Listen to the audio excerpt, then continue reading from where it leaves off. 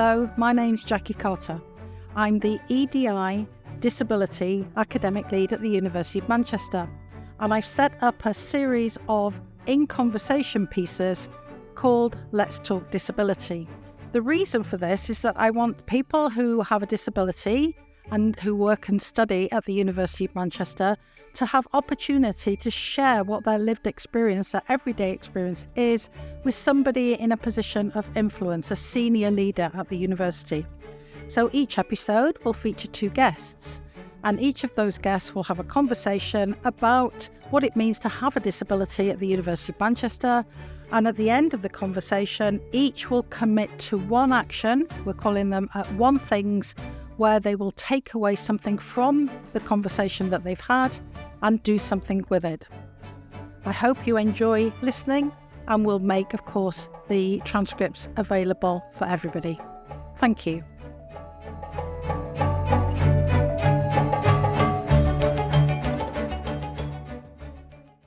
So let's make a start. So we're here. I'm here in the lovely recording studio with my 2 guests who I'm going to ask to introduce themselves today. And we're here for episode 6 of the Let's Talk Disability series.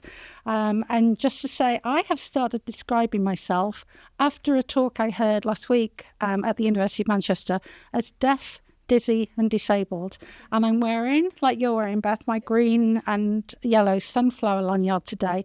And I decided to do that because I think there's lack of understanding about invisible disabilities, so I started to use that sort of catchy phrase to let people know that, just because they see me doesn't mean that they understand what I'm experiencing. So these conversations, as you both know, are all about talking about the lived experience of disability, as you choose to describe it, for our staff and students at the University of Manchester. So I'm going to start, please, by handing over to you, Beth, to say hi to the listeners and say what your role is and who you are and why you're here. Okay, thanks, Jackie. And it's amazing to be invited to be part of this amazing series. So my name is Beth Micakovic, and I am the Director of Faculty Operations here at, within the Faculty of Biology, Medicine and Health at Manchester. Jackie and I have worked together on a number of projects and initiatives which have largely been in the EDI space, and in particular more recently thinking about how we make sure that we embed EDI principles in our approach to estates. And that's really one of the reasons why I'm really, really so pleased that I'll be getting the opportunity to talk to Jon today. But I've also opened up to Jackie previously about my own, what I call my own invisible disability, which I am a cancer survivor. I have had breast cancer in the past, but I also have anxiety, and I live daily with anxiety. And there are the 2 main aspects which I think today it would be really good to unpack. Thank you so much. Thank you for sharing that. And Jon, over to you. If you can also do the same, introduce yourself to the listeners. I'm Jon Ashley. I'm an Assistant Director of Estates and Head of Estate Support. And obviously, when we're talking about the estate, we're talking about how people use it and, how they access it and how easy and what difference that might make to their life. In terms of my responsibility, I manage people. So I've got about 150 staff of my own. So I need to look after them and look after their interests. We've got a community within estates of 1,100 people. Then obviously we've got the wider community on the whole estate of staff and students. So what we do within estates, it has an impact, whether passive or proactive. And I think, one of the things, my approach and one of the things that I've learned is do the research, listen, find out more about things that you might not necessarily know about, so you can make a difference and change the way that you do your work. So, that's one reason I'm here today. Brilliant. Thank you so much, Jon. And again, I just want to sort of, say on this recording, what a huge advocate you are and how willing you are to listen. And you are a member of many of the groups, the inclusion groups and accessibility groups. So we really appreciate, you not just having an interest in this area, but to go from having an interest to enacting that. And again, that's what these recordings are about. It's about moving to action. So over to you, I think, Beth. The conversation is between you and Jon predominantly, and I'll just sort of chip in as and when I hear something that I'd like to extract a little bit more on. Okay. Would you like me to recount my own experience? That would be a great Okay, place okay. to start. Yes, So please. I was diagnosed with breast cancer at the age of 31, 19 days actually before my daughter turned 1. So she was still a young baby, and obviously I was it wasn't long after I'd had her. And although the experience in and of itself wasn't surprising because of my family history, to have had it that young at that time did come as something of a shock. But it has been, and it was an incredible journey in many respects. I have learned an awful lot fundamentally about myself through going through that process, and the challenges. And one of the things that I'd say to people when I talk about the experience is that it teaches you an awful lot around your level of own self-resilience. And it's that actually which has enabled me to carry that through into my professional career, and understanding the dynamic around what's happened with that illness and how it's fed both my ambition, it's fed my impatience, it's fed, but it's also fed my sense of resilience within my working life and my day-to-day life has been really, really important. And in particular, when you're living at the same time with anxieties, I have done, it's been my friend for as long as I can remember. But it has also been a positive experience in that aspect as well. So there are, as I said, there have been a number of challenges, and I think having it at such an early age at that point, it wasn't really ever discussed. The degree to which women at that age were getting breast cancer. I think it's become more prevalent now. Actually, I mean, there have been a number of celebrity cases which I think have made it more profile. I think at the time when I was diagnosed, it was mainly Kylie Minogue. But again, so the process of going through that and living through that, and your journey and your personalised journey through it, wasn't really discussed in any great detail. And so what I encountered was to some degree a lack of understanding or a lack of knowledge about how to support younger women going through cancer, younger women who are parents going through cancer, and also thinking about the consequences of some of the obviously some of the therapy that you go through as well, and how that can have a unique impact on younger women too. So there's a lot that I have come out of reflecting of that experience about how, as a workplace as well, that we are very much a component of that therapeutic space for women and anyone really who goes through the cancer space, particularly as I was, where I was determined to work through my cancer therapy. I took time off when I had my surgery. It was very, very important to me personally, professionally. I was at the start of my career, but as a parent, to make sure that I had that normality, that I had that consistency, and I still had that drive to continue and to succeed and have that quality of life.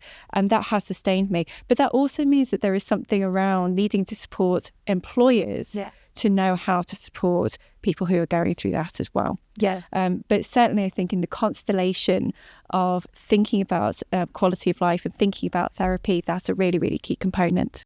Thank you, Beth. That resonates so deeply with me also, if I may share, as a breast cancer survivor, but not as young as you were when I had it.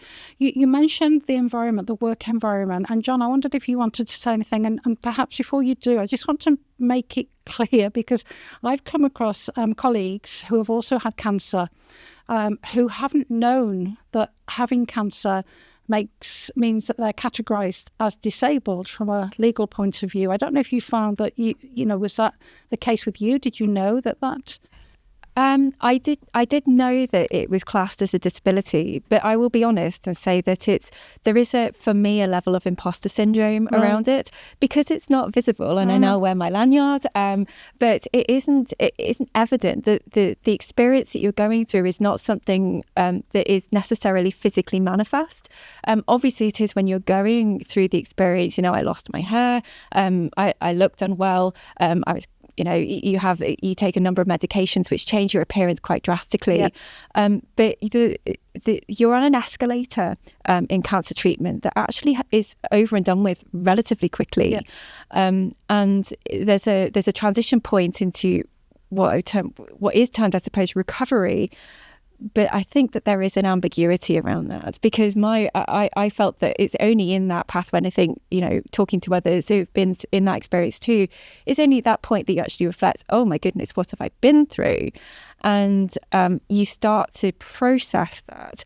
And there is a level of support that is absolutely fundamental and needed in the aftermath of that diagnosis and having the treatment, which again, thinking about us as employers, just being alert to how do we support our colleagues who are going through that. And I think talking through the various experiences that people have is really critical to gaining that institutional understanding around it as well. Thank you so much, Beth. And may I ask, before I pass back to Jon, did you have post-cancer fatigue? Because I certainly did.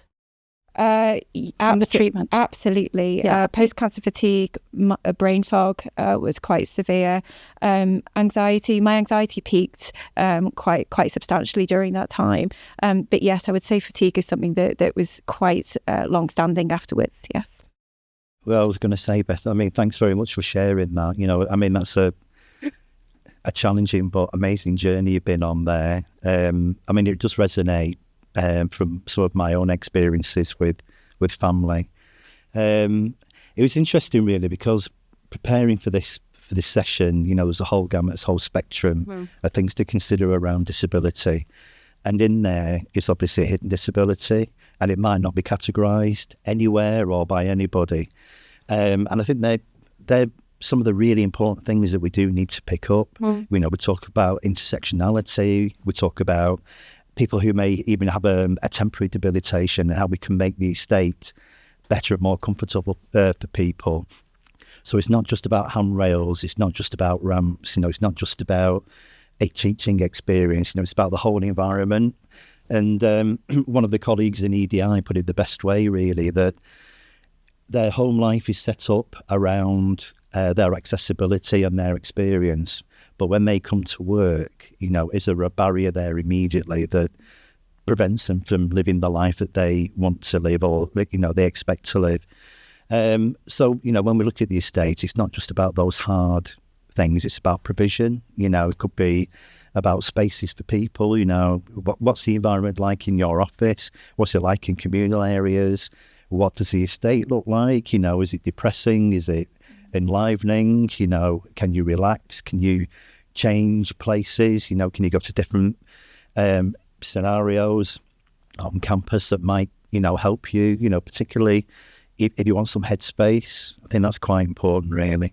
You can imagine on an ordinary day, a lot of people are already fatigued by the time they get to work anyway. Particularly if they come on public transport or they've driven here.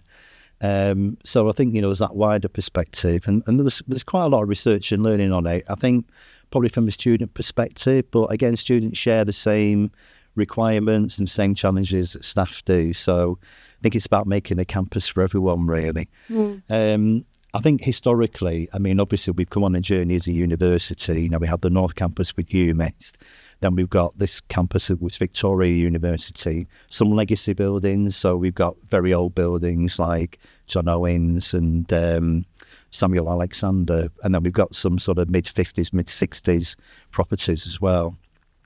But it's how we sort of retrofit and redesign those as the campus develops. And even, I think, where we've had new builds, there's probably some learning experiences. I think particularly around conversation more than anything. Wow. Obviously budgets are always a demanding factor, but I think the conversation to inform how that spending takes place is probably the most important thing. And as you were saying before, Jackie, I've been involved in a number of groups, and the important thing is just to find out more, really. Understand where do we sit as a department, where are the gaps in terms of our understanding, and how do we sort of inform the university about the right strategies to take moving forward. So, Great. That's a real opener, isn't it? Yeah. So I'm going to butt this one back to you, Beth, because, we have you sitting here representing one of the three faculties. We have Jon representing the estates and all the complexity of dealing with limited resources and also prioritising. How can we talk to each other, including in this conversation, to really get a better handle on what needs to happen to meet the needs of those staff with disabilities, including those with invisible disabilities? What would you say next? I mean, I think, first of all, I think one of the things which I think we are facing societally, but as an organisation as well, is that blurring between the digital and physical spaces that we inhabit. And I think we underestimate, in some respects, the interplay between those, particularly in terms of managing sort of neurodiverse conditions, even anxiety and mental health. You know, if you think about the level of stimulation that your digital environment provides you, and the respite that you need to seek sometimes in your physical environment. And so when we think about our estate strategy going forward, our infrastructure strategy going forward, it's really, really important to me that we bear those two things in mind simultaneously. And we're starting to learn more about that interplay is really important. In terms of how we start to think strategic across the whole organisation, it's doing exactly what you're doing, Jon. It's joining the networks. It's getting the right voices in the projects at the right time from inception. And I think one of the things that I've started to learn as well, you know, in being in this role, is seeing how projects evolve over the lifetime of that they exist. Right. So there are very few short-term projects. Many of them are you know, quite a lengthy, at least a year, sometimes a couple of years in gestation. And so you might do an EIA at the beginning of that. But as EIA the scope, being? An equality impact assessment. Thank you. But the scope may change throughout that time, and so the continuous dialogue with people with you know, the amazing colleagues that we have on the networks, I think is really critical as part of that project development as well. Yeah, no, absolutely, and I think it's not just about design and conversation. I think we need to experiment a bit more as well. You know, so when it came to teaching spaces, we had a no traditional model, you know, classroom style. So we just mixed it up a little bit and put flexible furniture in and stuff like that. So I'm not saying that's the answer, but I'm saying if you just do stuff a little bit out of the box every now and again, see how it's received, and you can be a little bit more agile. And I think you're right, you know, the digital versus, you know, being in person sort of way of working or learning, it's all changing. But again, you know, we've got this new sort of environment where people might work from home, they might prefer to come to work. Everyone's individual balance is different. You know, when we talk about disability, I think some people revert to the fact, well, people can work from home, but there's a whole sort of communal, societal sort of element to coming to work and enabling people to have the same experiences and choices that everyone else could. But yeah, so it is about just making sure we've got the right information and the right discussions going into something that might take several years to build, and like you say, go on that journey, and maybe agile enough in between to make some subtle changes as well. Can I pick up then on mainstreaming what you're talking about? Because, you know, we do have pockets of excellence around the university. I've just been in conversation with a colleague in the library, and we, you know, the library has done some amazing things by way of making learning spaces accessible to all students, and having quiet rooms, having rooms that they can go and work single on their own or in groups in. But how do we, given the 200-year-old nature of the university campus, how do we take good practice and scale it up where it doesn't yet exist? I mean, it seems to me that's a real challenge, not just in the physical space, actually, in the digital space as well, to make, you know, digitally inclusive learning environments as well. So have you got any thoughts on broadening it out? Well, I was just going to say there is a digital learning and digital equity group that are looking at a strategic approach to accessibility, particularly around teaching. But again, you know, that needs to be balanced with staff experiences as well, you know, make sure staff have those same accessibility options as well. But, you know, I mean, my view is you've just got to take it on balance. I think, like Beth says, the way these things are evolving, you can sort of second guess some of it, but not all of it. Mm-hmm. But you need to be able to be flexible enough to make some changes as you go along. Yeah, and I think it's also important to distinguish between scaling up and replicating. Mm-hmm. So I think one of the things that at Manchester that we are so fortunate to have is the scale of the estate all in one space, right? Yeah. And so there's a huge opportunity to have a diversity of spaces across our estate. And for me, that's what it means about scaling, so that our estate is open to everyone. It should be open to everyone, with a mixture of spaces that accommodate different ways of working, different preferences, and how you work at any one point, depending on what sort of work you're doing. And so it's not necessarily about saying, well, we've got a quiet pod over here, so we need a quiet pod over there as well. It's actually signposting appropriately and having that knowledge open to say, well, if you want a quiet spaces, we've got some brilliant garden area over here. We've got some wellness areas over here. Quiet pods belong here. And it really is that signposting as opposed to duplication or replication for me. Yeah. Mm-hmm. Yeah, I think you're right. Is there anything happening in your faculty that you'd like to share with us? I'm thinking about, you've had some great speakers there, and I'm thinking about the woman, I forget her name, the professor who came from University of East Anglia. East Anglia, who's doing some amazing work. And how is that? Yeah, how can we learn from elsewhere is what I'm saying. It's not just about what we're doing here, it's how can we improve the offer to our disabled staff and students because of what we see elsewhere happening that's really good. I mean, even as a disabled member of staff, as a would be identified, that seminar for me was absolutely pivotal in transforming my understanding, particularly around physical disability. And it was one of the, as I came out of it, I met with Hamid Haroon, who is our one of our wonderful EDI champions within the faculty, and I did an estates walk around with him. And again, absolutely illuminating the things that you do not see, but then suddenly becomes so clear when you do the walk around is incredible. And it was one of the reasons why, as a faculty, as we're moving into developing our own estate strategy and thinking about what our estate needs to look like for the future, thinking about changing pedagogy, also thinking about well-being, which is core to our strategic ambition. It's meant that we made sure that the disability networks are very much involved in the World Cafes that we had dedicated sessions for them, that there were safe psychological spaces where they can discuss their needs. And that's really key. But it can't just be, for me, it can't just be a one-off. It needs to be a sustained discussion going forward. Yeah, I mean, you came up with a fantastic example there. I mean, there's some brilliant stuff that the EDI team do, and one of those is illuminating the experiences. Yeah. So I mean, he helped put together a video, a walkthrough through a building, and obviously, the challenges that someone might experience if they were using a wheelchair, for example. And I think that's fantastic material and evidence to take into a department like ours, because people come to work and they work to a routine, and they look at the guidance that might be there, and the guidance might just cover the basics. But we need to think beyond that, and it's about having that empathy and trying to understand the experience that other people might have when they particularly use the estate, and using that to inform, your design at the very beginning of a project, because trying to make amendments at the end of it is very costly and very difficult and very hard to do.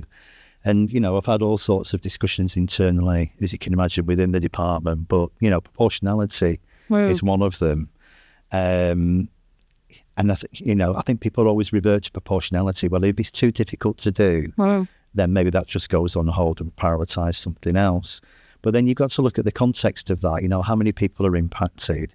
How bad is the experience that someone might be going through because of that? So how do you reprioritise those particular issues and make a case for them? So, to me, that's gold. It's about communication, conversation, understanding those experiences and using it to inform. And I think to educate and convince people, I think before this meeting, I'm doing a bit of research, looking at different groups or committees that have met, particularly in Parliament. They're looking at the Equality Act and saying that it's not doing the job it should do, because people aren't subscribing to the values that it encompasses, and people revert to baseline legislation. Yeah. But that sort of seeks to cover all bases, but doesn't necessarily deal with the person's individual experience. So I think it's bringing that into the frame. And I think coming back, Beth, to how you started this particular conversation, around hidden disability. That's where there's more education is needed and more awareness, I think. so that people can just think about that. It's about people by default thinking about these issues. And it's not just about the estate and buildings, it's about processes, about how we do business, it's how we deliver things, how we engage. Yeah. You know, it's fundamentally about how you get the best out of people, though.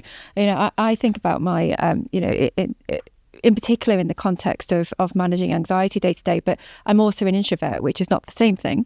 But nevertheless, in some elements of it, the things which make me work well speak to both those characteristics, I suppose. So focus and clarity, and time to energize through actually having time on my own, because it's through that time where I can think and I can work through and I can focus and I get clarity in my thoughts. That energizes me to be able to then go into you know, a day like today, which is, okay, I know I'm on site, I'm going to absolutely make the most of seeing people, yes. engaging with people, and I get a lot of energy from that as well. But I also know that tomorrow I will need that day to, okay, now it's thinking through what's happened today, and it's thinking, you know, focusing really on my priorities. And I think it's, you know, it's really, as I said at the beginning, it's one of the reasons why we need to think very, very carefully about our hybrid estate, our physical and our home life, our home working environment as well. And really in terms of our own responsibilities and thinking about what energizes us. How do you get the best out of yourself? And then how do we make sure that that's conveyed through in the conversations that we have with our line managers and our teams around us, so they can understand and have a shared understanding around that working practices. I love well. the way this conversation is going. There's a lot of, you can't see us, but there's a lot of head shaking going on around the table. Yeah. I wanted to pick up on something that you've both made me think about, actually. We've talked about hidden disabilities, invisible disabilities. We've talked a little bit about your personal experience, Beth, but I'm thinking more generally, and this was prompted, I'm reviewing an academic paper, and I reviewed it over the weekend, and it was based in Norway. Okay, and it was 3 case studies from 3 different private sector organisations about how they're implementing EDI, and they were looking at the motivation of the staff according to the different schemes that they were using. And it really got me thinking about, you know, the staff motivation, but aligned with that comes well-being. So you've both really talked around, you know, a sense of belonging, a sense of good well-being, a sense of being able to be the best we can be at work. Is there anything you'd want to sort of add to what you said? Because, you know, we've coming at this from a place of talking about disability, but it's much more than that. We all have multiple identities, okay? So what is it we could be doing really, in addition to what we're already doing, to get the best out of our workforce and for people to have a good experience when they work or study at Manchester? I think you summed it up yourself, Jackie, to be honest. It's the whole picture, isn't it? Yep. You know, it's a person, and, you know, everyone has different challenges of their own, whether that, you know, it's disability or something else. Family commitments, it could be, you know, other things going on in their life. But you want everyone to come to work, either to come here to learn or to work on an equitable basis, you know. So you, whether that's the environment, whether that's the way that they dealt with when they work or learn, the communication or the relationships that they have with individuals, the prospects that they have, career development or opportunity, it's all linked in. You know, we're talking about society and individuals. So, you know, that's just one part of it, you know, the physical element, but you've got to look at it in the whole round. And I think you've got to understand that not delivering something or failing to enable a component could lead to failure in that overall picture. I think it's just trying to have that overall vision, really. That's a really good point. Beth, what do you think? So, as I was preparing for this, one of the things I came across was a fantastic blog by one of our own academic researchers in FBMH called Carsten Timmerman, and he's just written a blog, I think fairly recently, which is around cancer and the quality of life. And it's I might send a reference to you, Jackie, so you can reference Please, at the do. end. But it was an interesting historical perspective and how quality of life really wasn't discussed much, particularly in the context of cancer prior to the 1970s. And then afterwards, you know, it started to seep more into medical into medical discourse. But it's also something that's starting to seep increasingly more, and we call it well-being, but essentially it's quality of life within the organisation, which is why, as I said at the beginning, it's so important that we see our working place as an extension of that sense of being well, just well and feeling well. And if you feel well, if you feel energized, if you feel engaged, if you have that seamlessness, that's where you can really meet your potential, in my view. And if you're going through something which is as sometimes as traumatic as going through a very serious illness or something like that, it means that you know that you have that support wrapped around you, and it's that confidence interval, isn't it, around knowing that you have an organisation that you work for, which will wrap its arms around you in a sense. Oh, that's a lovely way. Yeah. That's a really lovely metaphor as well.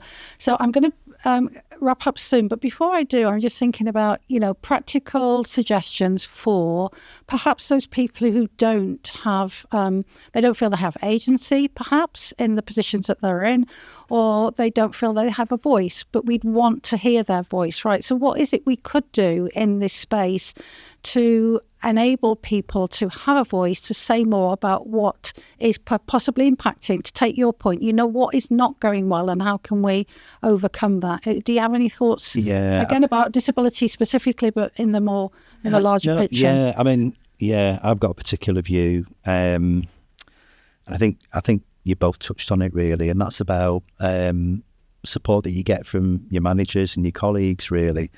I think by and large, everyone's happy to listen, happy to receive an experience, happy to receive information. But what I do see time and time again is that someone who has a challenge, they've not had their voice supported, they've been left on their own. And I think it's such an important thing to do is that you can just lend an ear, or you can just volunteer to be available. You can leave it to the individual to determine how they want to engage, but at least let them know that they can if they want to, about a particular problem. And when something precipitates physically, we've got someone who's got an accessibility issue, in most cases it's down to the fact that no one said anything. That person's turned up and is facing an experience that could have been avoided. So it could be as simple as having a conversation with someone before they start working here, making sure that the conversation, if you were aware or someone's volunteered information about themselves, that they feel free to talk about it. But then see whether you've got agency in that to talk to other people. So, is there an issue around the accommodation? Is there an issue around accessibility? Shout out and say it. No one's going to be upset about that. But the more information that we have, the more that we can do with it. And, that's just one thing that I just get a bit frustrated about. Please speak up and please, talk about it when you feel able to do that and share it. Thanks, Jon. Beth, what do you think? So I think we already have an amazing infrastructure through our networks, which I know I keep shouting about, but they are fantastic. And it is one of the ways which I think they are very, very powerful in getting that voice heard. And I certainly, in terms of my professional role, have learned an enormous amount in my interactions with them and with the EDI team as well. I know it sounds really daft, but actually I've recently, after our discussion with you, Jackie, started wearing my lanyard, and it's amazing how actually this is a wonderful code in a way. It has stimulated conversations because I'm meeting other people who are wearing the lanyards as well, and you start to build a community of understanding just even simply in that way. The power of a lanyard is incredible. The other thing that I would also say, and I would just like to make a plug for, is it's really important that if you are disabled, and whether that is you've always had the disability or you acquire it through circumstances I have done, that you declare it, and that you make sure that you register that from a data perspective that you have it, because as an organisation we need to know, about both the number of disabled colleagues that we have within the organisation, disabled students, so that we can actually make sure that we have all the provisions and the planning in place to be able to accommodate them, and to make sure that that voice is included as we do any part of our strategy design, any part of our operational implementation. That is so, so important. If we don't know, it can be quite challenging to act. So if I make a plea at all, it's please do not be afraid to disclose. I do know how sometimes actually it takes a big inhalation of breath to tick that box. I know that, but I also know that from a long-term perspective, it makes a world of difference. Thank you very much for saying that almost on my behalf, but also to say that anything that's shared is shared in confidence. So it's really important. And we do have an anticipatory duty to ensure that we, put into place an environment that people feel safe, secure, and can have equal opportunity in. So I'm going to hand over to both of you to ask the final question. As I said at the beginning, this is all about having good, open, honest conversations, to which I'm really grateful. Thank you both. But also to move from having discussions to action. So, Beth, I'm going to ask you to start by asking Jon your one thing, please. It seems so unfair because Jon is already doing so much. But, Jon, if there's one thing that you would commit to as a result of this conversation, what do you think it would be? One thing. I was going to close the conversation from my end, really, just by saying, I think you just demonstrated, Beth, you don't know who's in the room and what their experiences are, and you think about the most obvious things, but then there's lots of other stuff that comes out. And I think one thing that I'm determined to do is, whilst I do get involved as best as that I can, is to just try and get other people involved. People really struggle with their own headspace, with their time, and fitting in a little bit of free thinking around some of these more complex issues is a little bit more difficult. But there's certainly more we can do, I think, around training. And I don't just mean, out the box training. It's like in the context training. Yeah. So when you're designing something or when you're having a conversation with someone, here are the things that you need to preload in your head before you start that conversation. And these are the kind of things that you need to take away. So I think we need to start getting our fingers into the dough a little bit more now. There's lots of information out there. Yes. But I think we now need to start driving it a little bit harder. I love the fingers into the dough. Yeah. That's lovely. Jon's fingers were massage of the dough there. Oh, no. Brilliant. And you're right about bringing other people in. Okay, we can't do it all by ourselves. It is a collective effort, isn't it? So thank you. Inclusive by design. That's a strap line, right? Jon, your turn to ask Beth. I had loads of different things to ask you. But I think because you started afresh at the university, didn't you? Yes. So I think my main question was around, was it what you expected, good or bad? And what do you think the most obvious gaps were, particularly around the estate? Is it what I expected? I don't think whenever you join Manchester, people always talk about, when I said I was going to the university, I thought, it's so big, it's fantastic. You do not realise how big this place is and the scale of this place is until you get here. And I've said that many times before, probably to ad nauseum, but it's absolutely true. So I tried not to have actually any expectations, but just to embrace it was different. It's different, and to try to learn almost anew and afresh. In terms of gaps.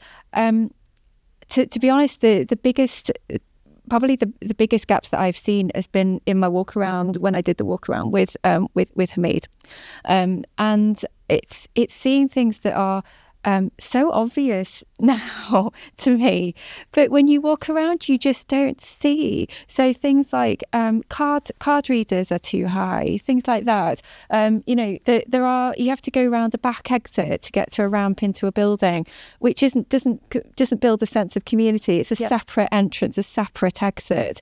It's some of those things which are so commonsensical in a way, but yet we overlook. And so if there's anything that I would say is just open our eyes. I think organisationally, let's just open our eyes and commit to that. And I include myself in that as well. We're all learning. I continue to learn every day around this. And whether that is talking to neurodiverse colleagues and thinking about their experiences in the digital and the physical interface, and as well as our physical disabled students and staff as well, So your request would be to open your eyes, be more alert, think about inclusivity in everything you do. Absolutely. Yeah. Thank you, Beth. This conversation doesn't need to end, Jon. No, I know you had more questions you would like to have asked, but the conversation carries on, and it carries on with us. It carries on with us talking to other people. So that's really what this is about. It's about catalysing change and making sure that we're all in this together. So thank you both so much from the bottom of my heart to both of you for coming today. It's been a really interesting conversation. I had no idea how it was going to unfold, but I've really appreciated you both being here. So thank you. No, thanks. Thank Jackie. you.